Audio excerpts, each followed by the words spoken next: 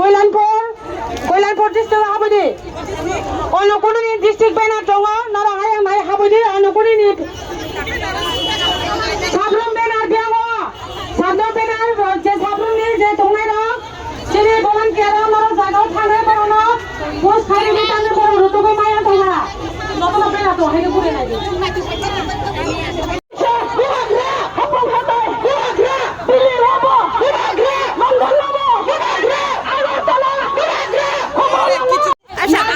আজকের যে মানে র্যালিটা এটা কি কি উপলক্ষে হচ্ছে?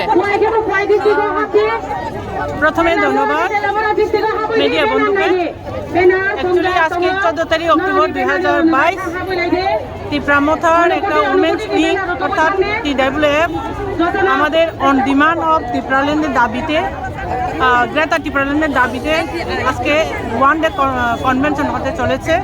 কিছুক্ষণের মধ্যে আমরা আরম্ভ করবো এখান থেকে স্টার্টিং আস্তাবল ময়দান থেকে আরম্ভ করে আমরা বায়া রাজধানী hotel in front of women's college ওই দিক থেকে আবার ঘুরে town hall main programme town হলে হবে। আজকে আমাদের অনুষ্ঠানে আজকে উপস্থিত থাকবেন আমাদের সবার প্রিয় রাজ্যের আমাদের যে মহারাজা উনি আমাদের মধ্যে থাকবেন। আমরা জাস্ট ওনার অপেক্ষা আছি, উনি আসার পরে আমরা র্যালিটা স্টার্ট করব। আজকের যে মানে র্যালির উদ্দেশ্যটা কি, মূল উদ্দেশ্যটা কি? মূল উদ্দেশ্য হচ্ছে সবাই জানে আমাদের ত্রিপুরামথার একটাই দাবি, সেটা হচ্ছে গ্রেটার ত্রিপুরাল্যান্ড।